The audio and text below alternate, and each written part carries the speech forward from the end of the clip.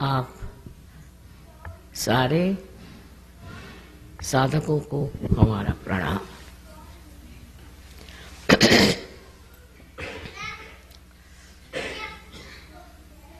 हम मंदिरों में जाते हैं भगवान के दर्शन करने और चाहते हैं कि हमें वो प्राप्त हो। इतना ही नहीं, हमारे अंदर अनेक इच्छाएं होती हैं जो हम सोचते हैं कि परमात्मा परिपूर्ण कर देंगे। ऐसी अनेक कारणों से हम मंदिरों में जाते हैं कि वहाँ का वातावरण हमें शांति दे और समाधान दे। ये बात तो सही है कि ये सब चीज़ें घटित हो सकती और इसीलिए मंदिर बनाए गए हैं, लेकिन इससे भी आगे कुछ जाने का और कुछ पाने का है, और इसका मूल तत्व भी हमारे हिंदू शास्त्रों में लिखा हुआ। लेकिन जब हम कुछ पढ़ते हैं तो उसके अंदर छिपा हुआ अर्थ हम नहीं समझ पाते कभी कभी। अभी आज अच्छा है कि कृष्ण के मंदिर में ही आपने मुझे बुलाया, क्योंकि कृष्ण भी बड़ा महत्वपूर्ण स्थान। हमारे कुंडलिनी के जागरण की जो हम बात करते हैं उसमें कृष्ण का स्थान बहुत ऊंचा। उनके बगैर तो कुछ काम ही नहीं हो सकता। उनका स्थान हमारे अंदर, यहाँ पीठ के पीछे में कहना चाहिए, गर्दन के नीचे, इस जगह उनका स्थान है। अब ये बात है या नहीं, ये हम जो बात करें सच है या नहीं, इसकी भी आपको प्रचिति होनी चाहिए। क्योंकि हम कह रहे हैं इसलिए आपको मान नहीं लेना चाहिए। और इसी वजह से हम सहयोग में जब आते हैं तब ये होता है कि हमारे अंदर बसी हुई ये शक्ति जो त्रिकोणाकार अस्थि में है, जिसको हम कुंडलिनी कहते हैं, ये सारा शास्त्रों में लिखा हुआ है। ये कोई हम ही कह रहे ऐसी बात नहीं। इसका जब जागरण होता तो वो 6 चक्रों में से गुजर करके 7वां चक्र कुंडलिनी के नीचे होता है श्री गणेश जी का, और 6 चक्रों में से गुजर करके और हमारे ब्रह्मरंध्र को छेदती है, जो यहाँ पर सर पे, जिसको अंग्रेजी में फॉन्टेनेल बोन कहते हैं, उसमें से छेद करके चारों तरफ फैली परमात्मा की जो प्रेम शक्ति है, कार्य शक्ति है, जिसे संस्कृत में परम चैतन्य कहते हैं, उससे एकाकारिता प्राप्त करती है। जब यह घटना घटित हो जाती है तब हमारा संबंध उस परम शक्ति के साथ हो जाता है। उससे पहले जो भी हम कर रहे हैं इसलिए कि हम परमात्मा को याद रखें, धर्म को याद रखें, सही रास्ते पर चलें। पर ये सब करने के बाद आगे क्या? कल आपके बच्चे पूछेंगे कि ये सब क्यों करते हो, इससे क्या फ़ायदा है? और इसका फ़ायदा तभी पता चलेगा जब आपकी कुंडलिनी का जागरण हो करके चारों तरफ फैली इस प्रेम शक्ति से एकाकारता प्राप्त करें। और इसको सहज इसलिए कहा जाता कि ये बिल्कुल ही सहज है। सहज तो आप जानते ही हैं मतलब क्या है, पर इसका और मतलब है विश्लेषण से कि सह माने साथ, जो माने पैदा हो। आपके साथ ही ये योग, जिसमें कहते हैं कि ये हमारा जीवात्मा जो है वो इस शक्ति से जब एकाकारिता प्राप्त करता है, यही असली योग है। ये योग बिल्कुल सहज है और सबके अंदर स्थित है। आप हिंदू हो, चाहे मुसलमान हो, चाहे ईसाई हो, चाहे आप काले गोरे कुछ भी हो, ये कुंडलिनी शक्ति सबके अंदर स्थित है। तब हम लोग अलग अलग कैसे कह सकते हैं? ये ज़रूर है कि हमारा भारतीय कल्चर बहुत ऊंचा है, इसमें कोई अपने संस्कृति की विशेषता, और उस संस्कृति के वजह से हम लोग एक कायदे के तरीके से चलते हैं। पर तो भी उसका अंत जब तक हम नहीं प्राप्त करेंगे हमें सुख नहीं मिल सकता, आनंद नहीं मिल सकता, और जो कुछ भी हमें वचन दिए गए हैं वो हो नहीं सकता। इसका जागरण करना कोई कठिन काम नहीं था, लेकिन पहले ज़माने में ऐसा देखा गया कि इस तरह की कोई प्रणाली थी, इस तरह की कोई परंपरा थी कि उस परंपरा के कारण एक इंसान को ही कोई जागरूक करता था। एक ही आदमी उस दशा में जाता था। मुझे लगता हो सकता है उस वक्त लोगों को ये भी डर हो कि कोई जागरूकतावस्था में चला जाए तो उसको सब लोग सताएंगे। आपने सुना होगा कि हमारे देश में जहाँ इतनी भारतीय संस्कृति है, किस तरह से हरेक अवतरण को भी और हरेक परमात्मा के भक्तों को भी, इतना ही नहीं पर संतों को भी लोगों ने बहुत सताया। और पता नहीं क्यों सताते थे, मेरी समझ ही में नहीं आता है कि ऐसी सताने की जरूरत क्या थी।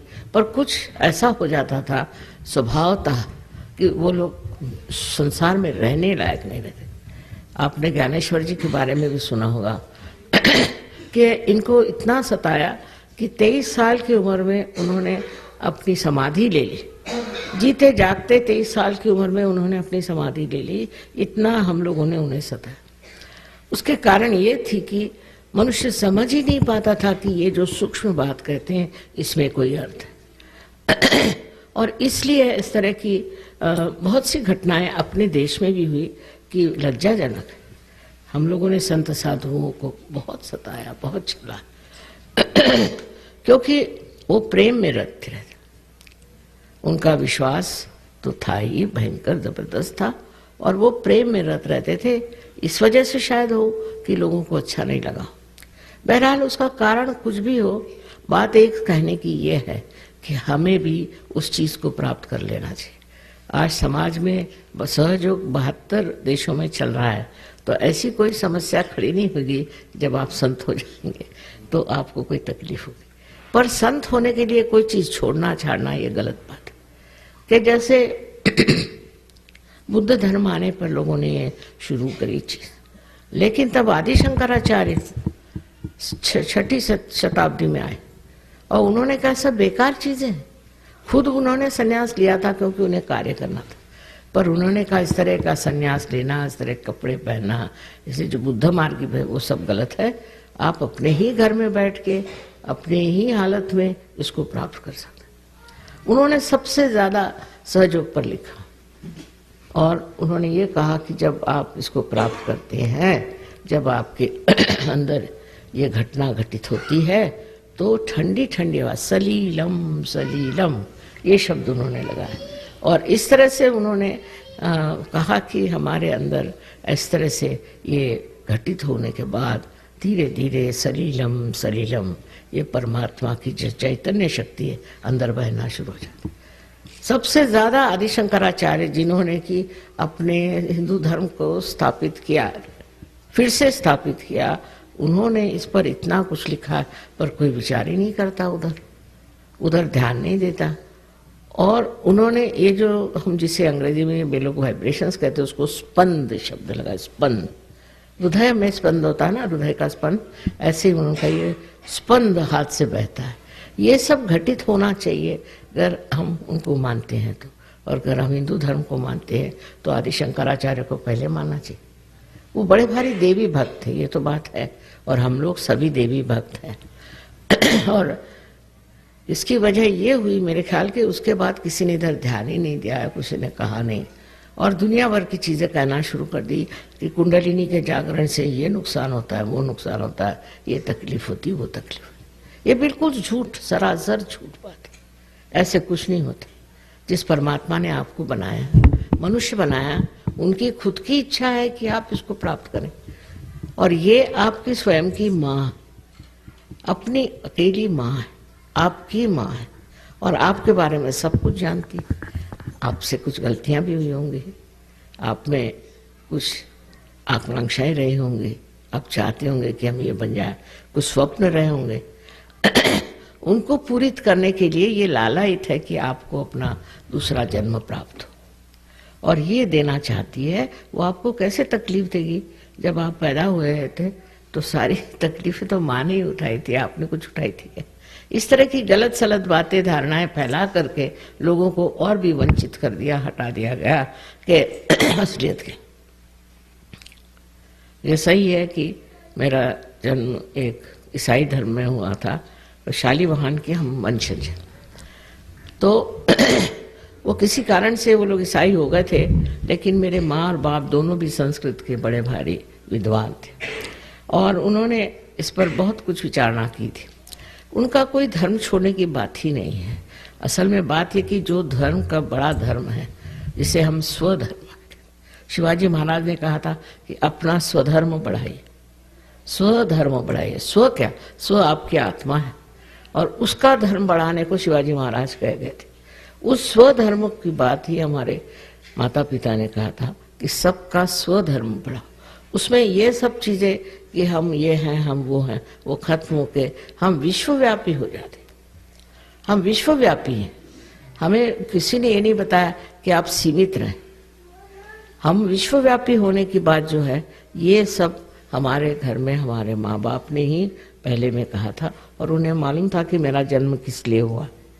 और ये कहा था कि जब तक तुम ये कार्य नहीं करोगे, और बड़े पैमाने पर होना चाहिए, मासिस में होना चाहिए, एक आदमी को पार करने से कोई फायदा नहीं।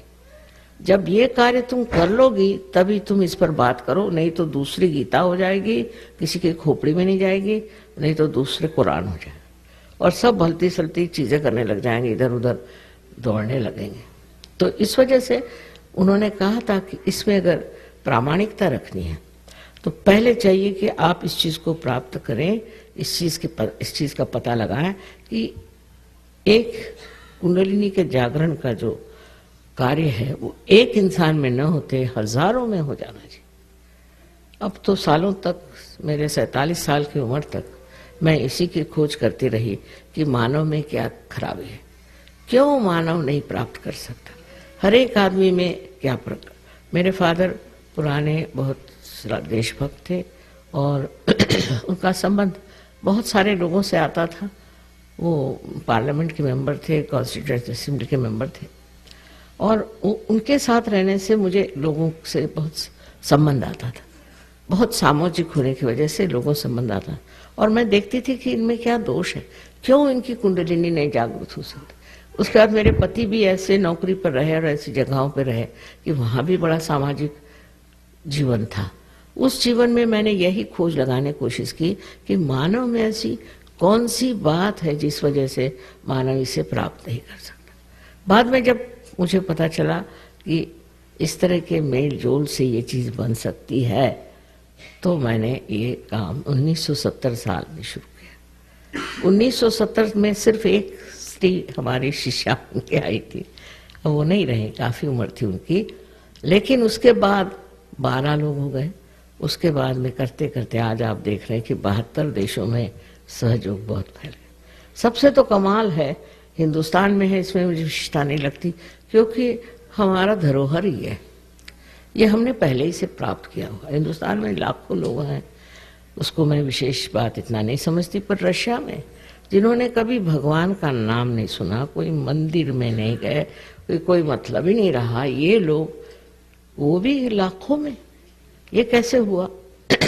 तो मेरे ख्याल से ये जो वहाँ समाजवाद था, कम्युनिज्म था, उसकी वजह से लोग बहुत दबाए गए, इतने दबोचे गए, कोई किसी तरह की स्वतंत्रता नहीं रही। उसकी वजह से वो लोग सब अंदर ही अंदर, अपने अंदर ही अंदर खोजते रहे। मैं जब उनके कोई लेखक पढ़ती हूँ, जैसे टॉल्स्टॉय थे वगैरह, सब में मैं देखती हूँ कि अंदर ही अंदर अपने मन को जांच करने की उनकी प्रवृत्ति है, और वहाँ पर एकदम से ही सहयोग इतने जोरों में फैल गया, इतने जोरों में फैला कि हम लोगों को समझ नहीं आ रहा था कि इसको संभाले कैसे, क्योंकि कोई रशियन तो था नहीं हमारे साथ। फिर एक रशियन को लाया, उसको सिखाया सहयोग क्या है, और चिट्ठियों पे चिट्ठियाँ और पूछताछ इतनी कि माँ अब हमें आगे क्या करना है बताओ। अब इस देश में क्या है, इन देशों में स्वतंत्रता मिली।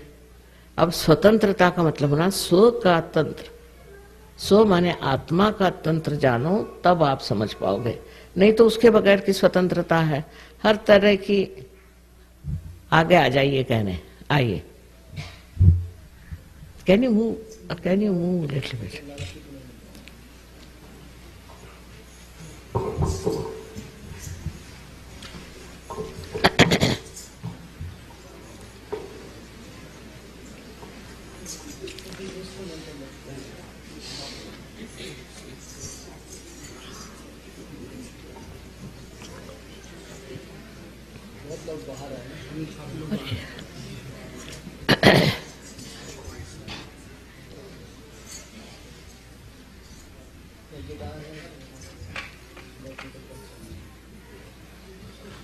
लोग और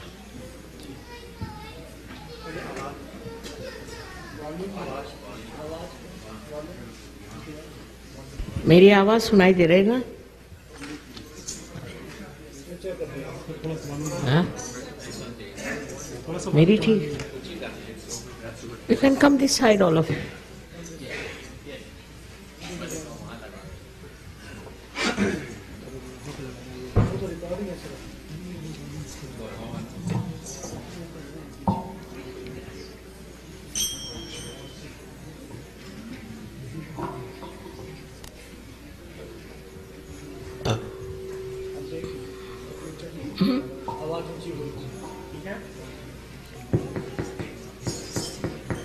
आ गए सब लोग?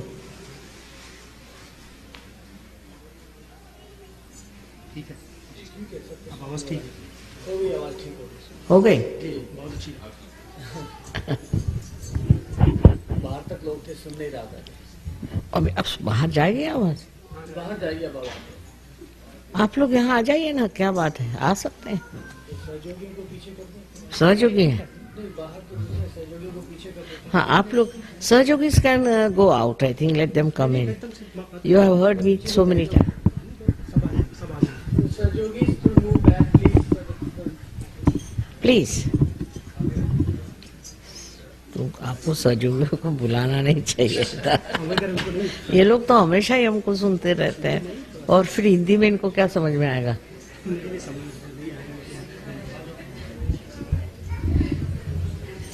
ह्या नाही जायला सांगा बाहेर, हे जे तुमच्या शेजारी बसले दोघं. I think if you can go, yes please. Those who understand Hindi is all right, but those who don't understand, you have heard me so many times that there's nothing more to add. ह्या नाही जायला सांगा, हे शिष्ट आहेत गृहस्थ. Please, you can't understand me. What's use you can go back. हा जरा शिष्टच आहे, तसं आहे तर मी काढणार आहे त्याचा शिष्टपणा.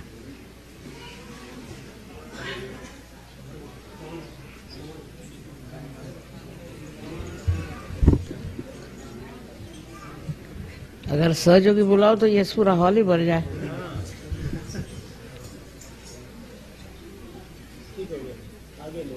नहीं, लोग जो है वो आए. हाँ,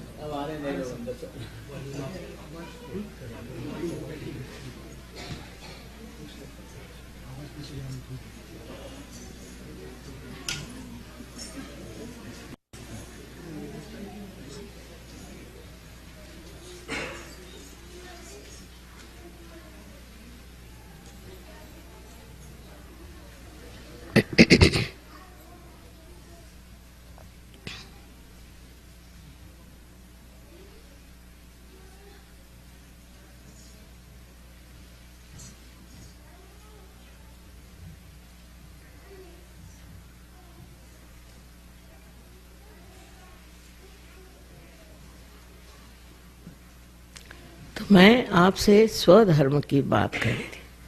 स्व माने आप खुद, लेकिन आप क्या हैं आपको पता ही नहीं.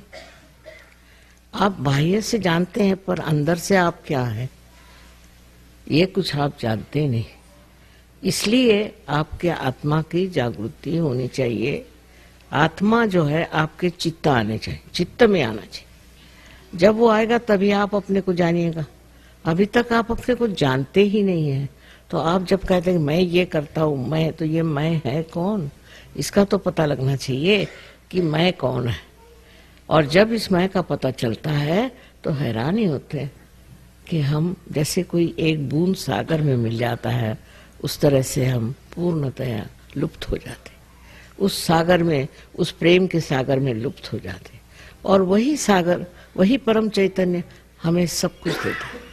हमारी सब आकांक्षाएं पूरी हो जाती हैं, हमारे सब जिसको कहते हैं प्रश्न है वो सब छूट जाते हैं. ये करने की उन्हीं में शक्ति है. हमारे अंदर शक्ति नहीं, हम तो सोच सोच के पगला जाएंगे, कार्य नहीं होता. हर तरह की चीज उसमें ठीक होती.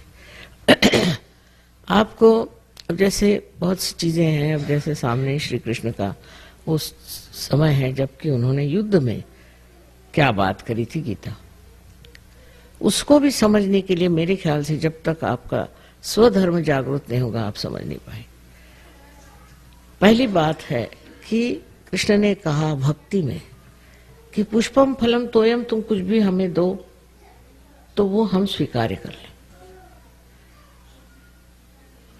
और देखिए शब्दों में खेले, क्योंकि जरा वो जानते थे कि मनुष्य महामूर्ख है तो उसको शब्दों में खिलाना चाहिए। मेरे जैसे सीधी सादी बात नहीं करते थे, जरा गोल घुमा के करते थे। तो कहते कि मिलेगा क्या, मिलेगा तब जब आप में अनन्य भक्ति हो। अब बता, अनन्य शब्द पे खेल गए, वो साधारण मनुष्य नहीं समझ सकता अनन्य खेल क्या होता है। अनन्य ऐसा है जब दूसरा नहीं रह जाए। अनन्य माने परमेश्वर से जब आपकी एकाकारिता स्थापित, उस अनन्यता में ही तुम्हें भक्ति फलीभूत हो। नहीं तो आप गा रहे हैं, चीख रहे हैं, चिल्ला रहे हैं, सुनने वाला कोई नहीं, कनेक्शन ही नहीं हुआ। तो ये संबंध, ये योग हुए बगैर अनन्य भक्ति नहीं हो सकती। फिर दूसरा खेल वो खेल गए कि कर्मण्येवाधिकारस्ते, तुम कर्म करते रहो और फल की आशा नहीं करो। कर्म करते रहो, कर्म करते रहो, तो एक स्थान पे आप पहुंचकर आपको लगेगा कि मैं कर्म ही कर रहा हूं और कुछ उसका मुझे समझ में नहीं आ रही है क्या। जब आप परास्त हो जाएंगे तब फिर सोचेंगे क्या बात है, तब सोच विचार आएगा कि भाई क्या बात है, मैं तो कर्म कर रहा हूं और फल की अपेक्षा नहीं कर रहा हूं। अब ये बात सोच लेना कि मैं फल की अपेक्षा नहीं कर रहा हूं, अशक्य है। ये तो हम अपने को भुलावे में रखते हैं कि हमें फल से कोई मतलब नहीं, चाहे हम कर्म करें कुछ भी, हमें फल से कोई मतलब नहीं। अब यही कृष्ण की समझ है, श्री कृष्ण की समझ जो है उस हिसाब से कि मनुष्य जो है उसको सीधे साधे नहीं समझाना चाहिए, उल्टे समझाओ कि हाँ तुम फल की अपेक्षा नहीं करते हो, कर्म करो। ऐसा कर्म कर ही नहीं सकता मनुष्य। जब भी कोई कर्म करेगा तो फल की अपेक्षा ही करेगा। ऐसा भी कोई मनुष्य है जो फल की अपेक्षा नहीं करता। तो इस तरह से इस चक्कर में रहने के बाद उसकी समझ में आएगा कि मैं तो फल की अपेक्षा कर ही रहा हूं, तो फिर ये क्या कृष्ण ने कहा। तो उसका मतलब है आपको उस स्थिति में जाना चाहिए और उस स्थिति में अपने को प्राप्त करना चाहिए जहां फल करो, कर्म करो तो फल की कोई अपेक्षा ही नहीं होती। ऐसी स्थिति आनी चाहिए।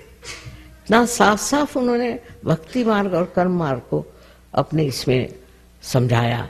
लेकिन उसकी जो बात है वो तभी समझ सकते हैं कि जब उसके अक्षरों के बीच हम पढ़ सकें कि श्री कृष्ण क्या करें। इस तरह से दोनों तरफ नचाने के बाद, तो नाच नचैया बहुत थे, सब नचाते ही रहे सबको तो उसके बाद उनका फिर उन्होंने शुरू में ही कह डाला कि तुम जिस स्थिति में हो उससे दूसरी स्थिति में जाना चाहिए और उस स्थिति में आपको ना सुख न दुख न कुछ है। अब ये स्थिति प्राप्त कैसी, ये बात नहीं करी उन्होंने। उस समय नहीं था या वक्त नहीं, उस वक्त कोई समझता नहीं। ये साफ साफ बात उन्होंने कही। ये ज्ञानेश्वर जी ने ज्ञानेश्वरी में अपने 6ठे अध्याय में साफ साफ कहा कि इसके करने के लिए आपके अंदर कुंडलिनी की शक्ति, और जब ये कुंडलिनी जागृत होगी तभी आप उस दशा में पहुंचेंगे जिसे श्री कृष्ण ने स्थितप्रज्ञ स्थिति कही। स्थितप्रज्ञ स्थिति किसी भी से नहीं आ सकती। क्षण भर जरूर आपको लगेगा, लेकिन कभी भी ये स्थिति नहीं आ सकती। तो उनकी, आप सोचते हैं उनको इतना छला, इतना सताया कि 23 साल में उन्होंने कहा कि भागो बाबा, ये पागल लोग, इनका क्या ठिकाना है। तो उन्होंने समाधि ले ली। 23 साल की उम्र में ज्ञानेश्वरी लिखी। सोचिए क्या बुद्धिमान होंगे। साक्षात जैसे कहना चाहिए कि सरस्वती उनके अंदर से बरस रही थी। उन ज्ञानेश्वर जी ने अपने गुरु, उनके भाई थे खुद, उनसे आज्ञा ली कि मुझे कम से कम कुंडलिनी के बारे में लिखने तो दो, क्योंकि ये था कि ये ज्ञान आप सिर्फ एक ही आदमी को हजारों में से चुन के दे सकते थे। तो कहने लिखने तो दो कम से कम, उससे मुझे फायदा ही होगा। क्योंकि आज मैं जब कुंडलिनी की बात करती तो लोग ऐसा नहीं कहते कि ये हिंदू धर्म में कहा। अब कृष्ण जी ने तो गोल घुमा के कर दिया। तो मैं किसका सहारा लेती। ज्ञानेश्वर जी को जब मैंने कहा कि 6 चैप्टर में लिखा हुआ है, पढ़ो, कुंडलिनी ही ये शक्ति कार्य कर सकती, तब हैरान हो गए कि हाँ लिखा तो है। इसीलिए महाराष्ट्र में लोगों की खोपड़ी में बात गई कि लिखा है। पर उन्होंने क्यों, कबीर दास जी ने लिखा है, पर वो जैसे कि पद्य में लिखा है तो सारी बातें उन्होंने कुंडलिनी की लिखी है। आपको आश्चर्य होगा कि इतना साफ उन्होंने लिखा है कि शून्य शिखर पर अनहद बाजिरे। अनहद माने वही स्पंद, शून्य शिखर पर, यानी इस जगह से अनहद निकलता है। ये उन्होंने साफ साफ लिख दिया, पर कबीर को तो कोई समझता ही नहीं मेरे ख्याल से।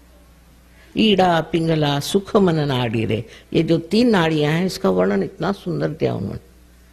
पर वो कुछ तो भी कहते वक्त को काव्य में कुछ समझा कर कहते थे। जैसे उन्होंने कहा कि सैया निकस गए मैं ना लड़ी थी, तो हमारे लखनऊ वाले सोचते सैया माने प्रिय कर, क्षमा। लखनऊ में लोग बहुत दिलफेक बहादुर है, और उन्होंने सोचा कि इसका तो मतलब माँ होता है कि हमारे प्रिय कर चले गए। मैंने कहा आपको यही दिखाई गया, कबीर जी को इसकी अकल कहाँ से होगी कि अपने प्रिय कर चले गए। उन्होंने इसलिए कहा कि मेरी जिंदगी चली, मैं ना लड़ी, जब मेरी मृत्यु आई तो मैं लड़ी नहीं। इतना उन्होंने मृत्यु पर लिखा था। और आगे का ये लिखा है, चदरा ओढ़ के पलंगा पड़ी थी। साफ साफ उन्होंने लिखा, पर लोगों के समझ में नहीं आता, अब उसको प्रिय कर समझ रहे हैं। जब पहली चीज गलत गई तो सारी चीज गलत गई। और उन्होंने गोल घुमा घुमा करके लिखा, क्योंकि मनुष्य अगर कहे कि मृत्यु के समय में तो कोई पढ़ेगा ही नहीं। मनुष्य को वो लोग बहुत समझते थे, और इसलिए सबने ऐसे ही गोल गोल घुमा करके बात कही, सीधे करी नहीं, क्योंकि सीधे करने पे लोग मुंह मोड़ लेते। लेकिन मैं तो माँ हूं, माँ से कोई मुंह नहीं मोड़ता। और प्यार की जब आप वर्षा होती है तो कोई बुरा नहीं मानता, जो भी बात कहे आपके भलाई के लिए और अच्छाई के लिए। इस तरह से श्री कृष्ण के बड़े उपकार हैं मेरे ऊपर भी। उन्होंने इस तरह से लोगों को समझा दिया कि वो इस पर बैठे रहे। पहले ही चैप्टर में देखिए, कोई दुकानदार होता सबसे पहले अच्छी बात नहीं बताएगा, सबसे पहले सबसे हल्का दाम, फिर उससे अच्छा, फिर उससे अच्छा।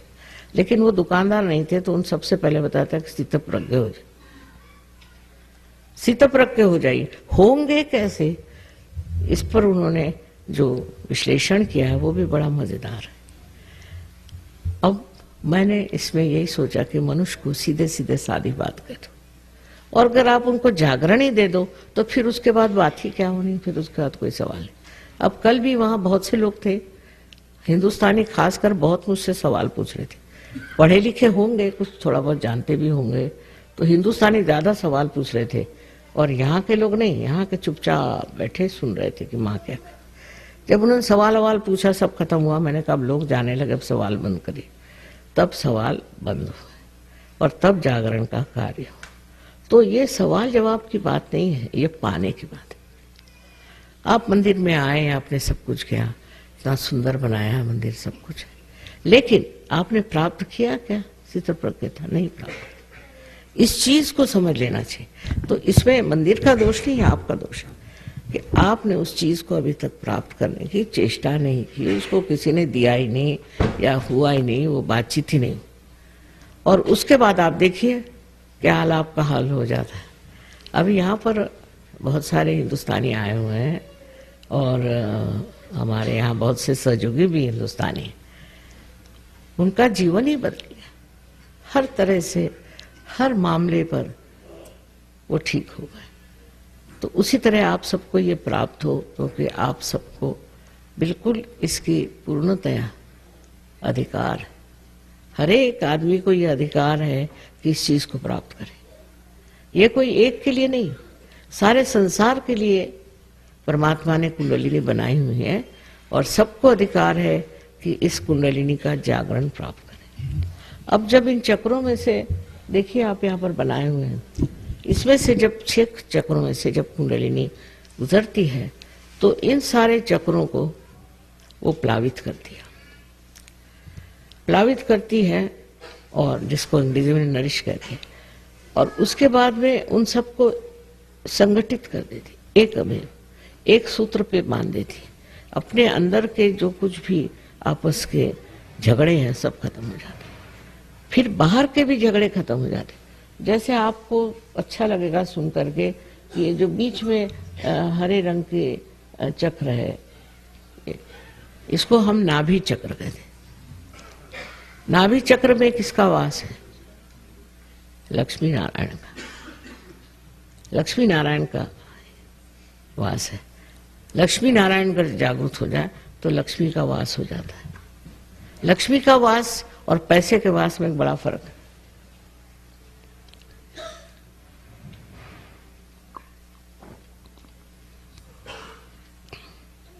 पैसे का मतलब ये होता है कि आज आपके पास एक चीज है तो उसके लिए लड़ झगड़ के आपने बड़ी मेहनत करके एक मोटर समझ लीजिए खरीदी।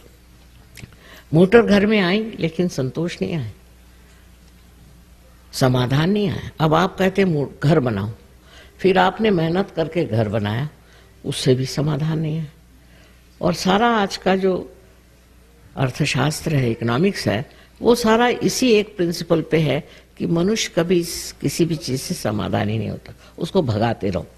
आज ये खरीद तो कल वो खरीद, तो कल वो खरीद, तो भी जो खरीदता है, इतनी मेहनत करता है, इतना पैसा लगाता, उसका समाधान नहीं प्राप्त होता। ये क्या बात है? जब आपने जिस चीज के लिए इतनी मेहनत की उसका कम से कम एक क्षण बैठ के समाधान तो लो, वो नहीं मिलता। अब जो दूसरी बात है कि जिसमें आप समाधान को उठा सकते हैं, ये लक्ष्मी तत्व है। लक्ष्मी तत्व में क्या होता है कि जब वो जागृत होता है तो हमारे जितने सांसारिक प्रापंचिक प्रश्न हैं वो सब छूट जाते हैं। ऐसे छूटते हैं कि आप हैरान हो जाइएगा, वो समझ में नहीं आएगा कि ये छूट कैसे गए। सारे प्रश्न अपने आप छूट जाते हैं। लक्ष्मी जी जब आके बस गई तो आपको क्या चाहिए? पर उसके बाद में समाधान, उस चीज से मनुष्य को समाधान आता है। और लक्ष्मी जी का भी स्वरूप इतना सुंदर बनाया हुआ है कि लक्ष्मी जी के हाथ में 2 कमल है और स्वयं कमल पे खड़ी है, माने बिल्कुल हल्की फुल्की है। किसी पे उनका रोब नहीं, दाब नहीं, कुछ नहीं, किसी पे शान दिखाना नहीं, कोई जबरदस्ती नहीं, अपनी शांत खड़ी है। और 2 हाथ में कमल है, इसका मतलब है वो भी गुलाबी रंग के। गुलाबी रंग जो है द्योतक है प्रेम का, माने प्रेम से भरी हुई है। और ये लक्ष्मी जी जो है ये आपको वरदान देती है कि जिसके से आपका मकान इस तरह से हो जैसे एक कमल होता है। अब कमल की क्या विशेषता है कि कमल जो है वो आप देखिए कि एक सुंदर सा फूल है और चाहे कोई आए, कोई कीटक आए, उसके कितने भी कांटे जैसे पैर हो, कुछ हो, उसको स्थान है वहाँ आराम करने के लिए। और रात में वो अपने कमल दल बंद कर लेते हैं जिससे शांति से सो सके। इसी प्रकार आपका भी मकान होना चाहिए, सुंदर हो, सजा हुआ हो, और उसमें कोई आते हैं तो वो आराम से रह सके। ये एक हमारे यहाँ बहुत बड़ी चीज़ है हिंदू धर्म की कि हम लोग जो है बाहर से कोई आता है तो उसका बड़ा पाचारण करते हैं। उनको अतिथि को हमारे यहाँ कहते हैं कि अतिथि भगवान होते हैं। ये चीज़ हमारे अंदर आ जाती है जब हमारे अंदर लक्ष्मी तत्व जागृत होता है और उसका पूरा सरंजाम और सामान जुट जाता है। बिल्कुल सही बात करें आपसे। अब ये तो हुई कमल की बात, और एक हाथ से वो इस तरह से आशीर्वाद देती है। आशीर्वाद का मतलब ये है कि आपके अंदर जो भी कुछ आपने प्राप्त किया है वो आप दूसरों को दें। इतना ही नहीं, पर आपके आश्रित हैं उनको आप संभालिए, उनको आप आशीर्वाद दें। जो आपके आश्रित हैं, आपके नौकर हैं, चाकर हैं, रिश्तेदार हैं, सबको आप आशीर्वादित करें। और चौथा हाथ जो है वो इस तरह से है, माने आप दानी होना चाहिए, आपको दान करना ही चाहिए। अब सत्पात्र होना चाहिए, देख के करिए दान, ये कबूल बात है, लेकिन दान भी देना चाहिए। ये नहीं कि सारा पैसा आप अपने लिए खर्च करें, तो लक्ष्मी जी की कृपा नहीं है। पर ये अपने आप हो जाता है, ये कुछ कहना नहीं पड़ता, अपने आप घटित हो जाता है, क्योंकि आपके अंदर लक्ष्मी बहने लग जाती है और आपका मन इसी से तृप्त होता है कि आप दूसरों को देख रहे हैं। अब चित्त अपने से हट के दूसरों पर चला जाता है और इतना आनंददायी होता है चित्त, इतना सुखदायी होता है कि आश्चर्य होता है। आप आनंद में विभोर रहते हैं, अब ये देखिए, तो परदेसी लोग यहाँ बहुत आए थे, सिवाय उनको भाषा मेरी समझ नहीं आती, पर तो भी कुछ भी माँ कह रही हो तो भी हमें उसमें मंत्र ही है, माँ जो बोल रही मंत्र ही है, और बैठे रहेंगे। इस तरह के 72 देशों में लोग हो गए। और हिंदुस्तान में बहुत ज़बरदस्त है। मैं कहूँगी कि कलकत्ते में भी हमें तो स्टेडियम लेना पड़ता है, पर जब बाहर आए हुए हिंदुस्तानियों को पता नहीं क्या हो जाए कि ज़रा कुछ गड़बड़ी है मामला। लेकिन आशा है कि इसके बाद आप लोग सब पार हो जाएंगे और आपकी वजह से और भी लोग हो जाएंगे। तो सबसे बड़ी बात है कि पार हो जाना माने अपने को जानना। ये जब तक आपने जाना नहीं, तब तक आपने जो कुछ भी जाना सो बेकार है, और तब आप प्रेम के सागर में बहने लग जाए। तो एक ही अक्षर प्रेम का कहा हुआ है कि जो ने एक अक्षर प्रेम का जान लिया तो उसको और कुछ जानना ही नहीं है। वही चीज घटित होने की है और होना चाहिए।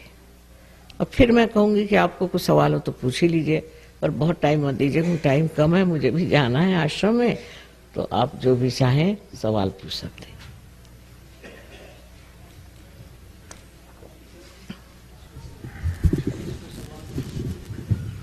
किसी भाई बहन को कोई विशिष्ट सवाल पूछना है तो पूछ सकते हैं, कृपा। कोई ऐसे एर गैर सवाल नहीं पूछना, विषय के साथ संलग्न आप पूछ सकते हैं, कृपा कर। खड़े होकर पूछना, अवश्य खड़े हो जाना। या चिट्ठी लिखिए अंग्रेजी या हिंदी में। अच्छा, नहीं तो अंग्रेजी में यहाँ लोग भूल गए होंगे, हिंदी तो कोई हर्ज नहीं।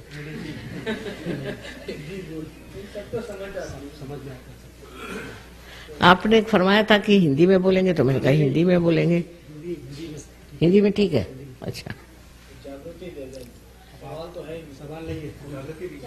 अच्छा, फिर जागृति ले लीजिए।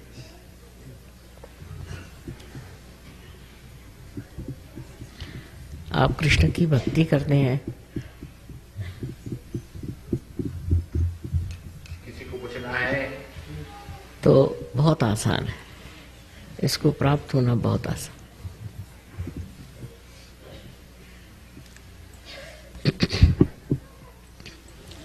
आप दोनों हाथ मेरी ओर करें।